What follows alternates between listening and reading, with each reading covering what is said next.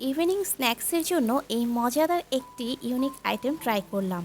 আপনারাও ট্রাই করে দেখতে পারেন, খেতে অসম্ভব মজা হয়। আসসালামু আলাইকুম এভরিওয়ান, শখের রান্না চ্যানেলে আপনাদের সবাইকে ওয়েলকাম জানাচ্ছি। আজ ভিন্ন ধরনের একটি স্ন্যাক্স রেসিপি শেয়ার করছি। তো চলুন কথা না বাড়িয়ে শুরু করি। 4টা লং পেপার অথবা সবুজ যে লম্বা ক্যাপসিকাম আছে সেটা নিয়েছি, খুব ভালোভাবে ধুয়ে নিয়েছি। ছোট একটা ব্লেন্ডার জার নিয়ে নিলাম। চিকেনের পিস আছে এখানে 5 টুকরো, খুবই ছোট সাইজের বোনলেস চিকেন। এটাকে ব্লেন্ড করে নিচ্ছি। একটা মিক্সিং বোল নিয়ে নিলাম।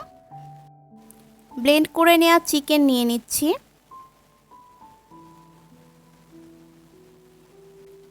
দিয়ে দিচ্ছি হাফ চা চামচ আদা রসুন বাটা, 2টা মিডিয়াম সাইজের পেঁয়াজ কুচি, স্বাদ মতো লবণ, হাফ চা চামচ কালো গোলমরিচের গুঁড়া, হাফ চা চামচ চিলি ফ্লেক্স, 1/4 চা চামচ গরম মশলার গুঁড়া, 1/4 চা চামচ ধনে গুঁড়া, 1/4 চা চামচ জিরা গুঁড়া।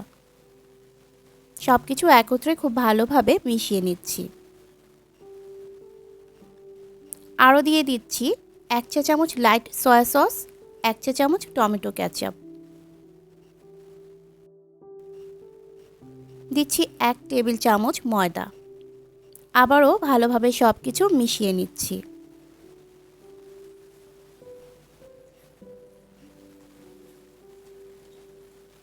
মিশিয়ে নেওয়া হয়ে গেছে। এখন যে লং পেপারগুলো ছিল সেগুলোকে একটা নাইফের সাহায্যে এভাবে একটু মাঝখান থেকে কেটে নিচ্ছি। ভেতরে যে সাদা অংশগুলো আছে আর যেই বিচিগুলো আছে সেগুলোকে হাতের সাহায্যে ফেলে দিতে হবে। চেষ্টা করবেন সোজা যেই ক্যাপসিকামগুলো আছে সেগুলো নিতে। বাঁকাগুলো হলে হয় কি, ভাজার সময় একটু সমস্যা হয়ে যায়। সবগুলো ক্যাপসিকামের ভিতরের অংশটা ফেলে দিয়েছি। আমি 4টা নিয়েছি, আর 4টার জন্য আমি যে পরিমাণ পুর নিচ্ছি সেটাই যথেষ্ট।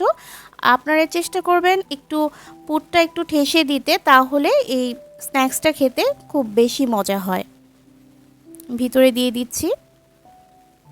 এক এক করে আমি সবগুলোর ভিতরে পুর দিয়ে দিয়েছি। 2টা ডিম নিয়ে নিলাম। সামান্য একটু লবণ দিয়ে একটা কাঁটা চামচের সাহায্যে ফেটিয়ে নিচ্ছি। আরও যেটা লাগছে সেটা হচ্ছে ব্রেড ক্রাম্ব। এখন পুর ভরা ক্যাপসিকামগুলো একটা একটা করে ডিমে গড়িয়ে তারপর ব্রেড ক্রাম্বে কোট করে নিতে হবে। আমি হাতের সাহায্যেই ডিমে গড়িয়ে নিচ্ছি, তারপর ব্রেড ক্রাম্বে গড়িয়ে নিচ্ছি। আমি ডাবল কোট করব। ডাবল কোট করলে এটা দেখতেও বেশ ভালো হয়, আর খেতে বাইরে থেকে যেমন ক্রিস্পি থাকে, ভেতরে চিকেনের পুরটাও খুব জুসি থাকে। ক্যাপসিকাম সিলেকশনের ক্ষেত্রে চেষ্টা করবেন একটু সোজা ক্যাপসিকামগুলো নিতে, আর উপরের যে অংশটা আছে এটা সহ নিতে। এটা থাকলে হয় কি, ধরতে সুবিধা হয়, আর কোট করতে আর ভাজার সময়ও সুবিধা হয়। একইভাবে সবগুলো ক্যাপসিকাম কোট করে নিয়েছি। চুলায় প্যান বসিয়ে তেল দিয়েছি সেই পরিমাণে যতটুকু দিলে ক্যাপসিকামগুলো অর্ধেকটা ডুবে থাকে। খুব ভালো মতো তেলটা গরম করে এক এক করে ক্যাপসিকাম দিয়ে দিচ্ছি। তেলটা হাই হিটে খুব ভালো মতো গরম করে নিতে হবে, আর ক্যাপসিকামগুলো দেওয়ার আগে চুলার হিটটাকে মিডিয়ামে করে দিতে হবে। আর সবগুলোকেই মিডিয়াম হিটে ভাজতে হবে। বেশি হিটে ভাজলে হবে কি, ব্রেড ক্রামে যেহেতু গড়ানো হয়েছে এগুলো পুড়ে যেতে পারে। এক একটা পাশ উল্টে পাল্টে একটু সময় নিয়ে ভেজে নিচ্ছি। আমি 3 মিনিট পর পর একটু করে উল্টে দিয়েছি। সবগুলো পাশ যেন সমানভাবে ভাজা হয় সেজন্যই বারবার উল্টে দিতে হবে। দেখুন কালারটা কিন্তু চলে এসেছে। আমার এগুলো ভাজতে প্রায় 12 মিনিটের মতো সময় লেগেছে।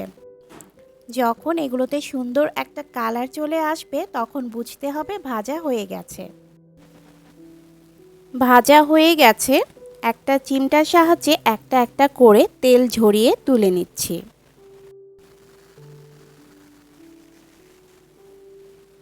কিছুটা ঠান্ডা হওয়ার পর এগুলোকে একটু পিস করে কেটে নিতে হবে। আমি কেটে দেখিয়ে দিচ্ছি।